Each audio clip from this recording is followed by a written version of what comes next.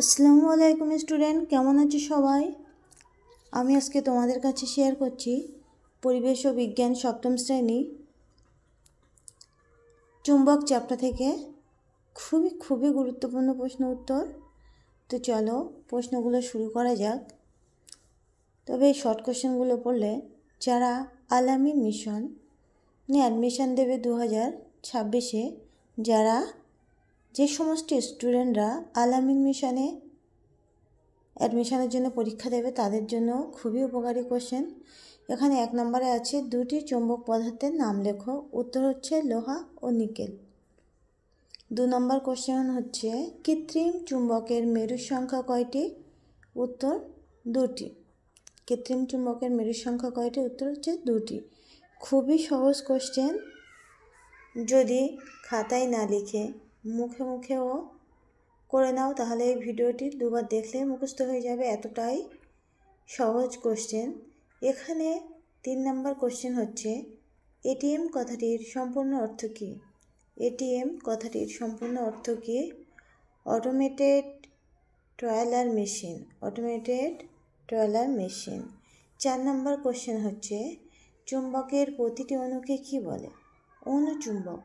খুবই সহজ, প্রশ্নের মধ্যেই উত্তর লুকিয়ে আছে। চুম্বকের প্রতিটি অণুকে কী বলে? অণুচুম্বক। 5 নম্বর কোশ্চেন হচ্ছে কোন পদার্থের চুম্বক আবেশ হয়? উত্তর হচ্ছে চুম্বক পদার্থে। 6 নম্বর কোশ্চেন হচ্ছে নৌ কম্পাস কোথায় ব্যবহৃত হয়? সমুদ্রগামী জাহাজে, বিমানে আর মরুভূমিতে। যারা আমার চ্যানেলে নতুন সেই সমস্ত স্টুডেন্টরা এরকম ইম্পর্টেন্ট প্রশ্ন পাওয়ার জন্য অবশ্যই আমার চ্যানেলটি সাবস্ক্রাইব করে রাখবে আর সেই সাথে বেল নোটিফিকেশনটা অন রাখবে, যাতে যে কোনো কোশ্চেন অ্যান্সার ছাড়ার সাথে সাথে তোমাদের ফোনে সবার আগে নোটিফিকেশান পৌঁছে যায়। তো চলে আসছি পরের কোশ্চেনে।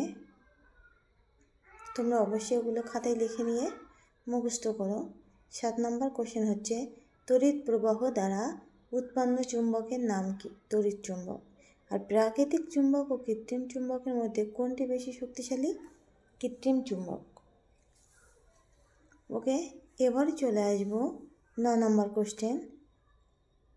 চুম্বকের আকর্ষণ বল কোথায় সবচেয়ে বেশি?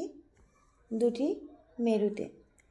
যে সমস্ত স্টুডেন্টরা ক্লাস 7 থেকে 8-এ অ্যাডমিশনের জন্য আল-আমিন মিশন কেন যে কোনো মিশনে পরীক্ষা দেবে তারা অবশ্যই আমার নোটগুলো ফলো করো, খুব সহজেই চান্স পেয়ে যাবে ইনশাল্লাহ। তো তার জন্য অবশ্যই ভালো লাগলে লাইক করো আর চ্যানেলটি সাবস্ক্রাইব করে রেখো।